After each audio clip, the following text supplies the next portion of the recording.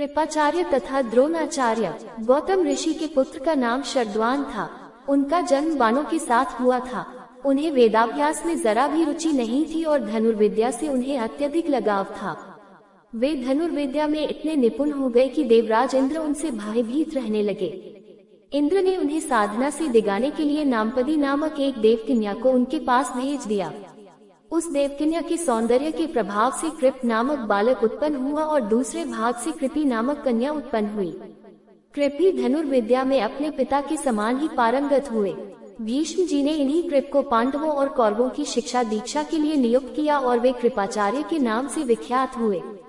कृपाचार्य के द्वारा पांडवों तथा कौरवों की प्रारंभिक शिक्षा समाप्त होने के पश्चात अस्त्र शस्त्रों की विशेष शिक्षा के लिए भीष्म जी ने द्रोण नामक आचार्य को नियुक्त किया। द्रोण के साथ प्रशत नामक राजा के पुत्र द्रुपद भी शिक्षा प्राप्त कर रहे थे तथा दोनों में प्रगाढ़ मैत्री हो गई। उन्हीं दिनों परशुराम अपनी समस्त संपत्ति को ब्राह्मणों में दान करके महेंद्राचल पर्वत पर तप कर रहे थे। एक बार द्रोण उनके पास पहुँचे और उनसे दान देने का अनुरोध किया। इस पर परशुराम बोले, वत्स तुम विलंब से आए हो, मैंने तो अपना सब कुछ पहले से ही ब्राह्मणों को दान में दे डाला है। अब मेरे पास केवल अस्त्र शस्त्र ही शेष बचे हैं। तुम चाहो तो उन्हें दान में ले सकते हो। द्रोण यही तो चाहते थे, अतः उन्होंने कहा, हे गुरुदेव, आपके अस्त्र शस्त्र प्राप्त करके मुझे अत्यधिक प्रसन्नता होगी, किंतु आपको मुझे इन अस्त्र शस्त्रों की शिक्षा दीक्षा देनी होगी तथा विधि विधान भी बताना होगा।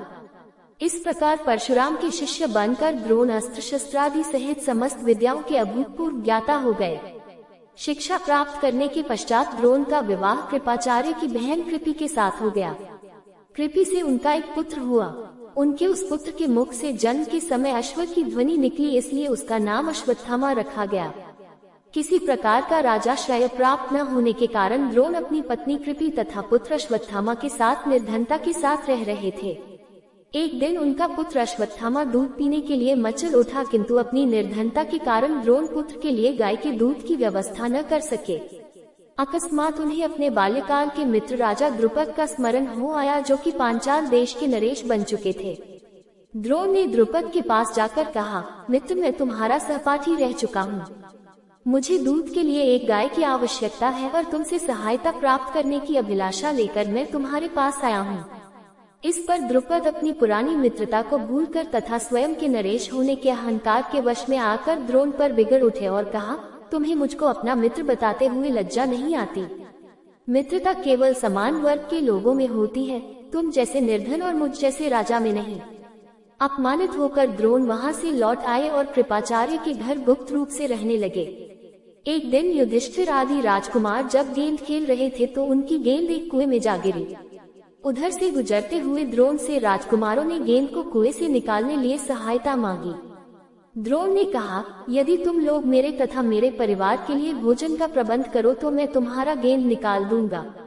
युधिष्ठिर बोले, देव, यदि हमारे पितामह की अनुमति होगी तो आप सदा के लिए भोजन पा सकेंगे। द्रोणाचार्य ने तत्काल एक मुट्ठी सीख लेकर उसे मंत्र से अभिमंत्रित किया और एक सीख से गेंद को छेदा, फिर दूसरे सीख से गेंद में फंसे सीख को छेदा। इस प्रकार सीख से सीख को छेदते हुए गेंद को कुएं से निकाल दिया। इस अद्भुत प्रयोग के विषय में तथा द्रोण के समस्त विषयों में प्रकांड पंडित होने के विषय में ज्ञात होने पर भीष्म पितामह ने उन्हें राजकुमारों की उच्च शिक्षा के नियुक्त कर राजाश्रय में ले लिया और वे द्रोणाचार्य के नाम से विख्यात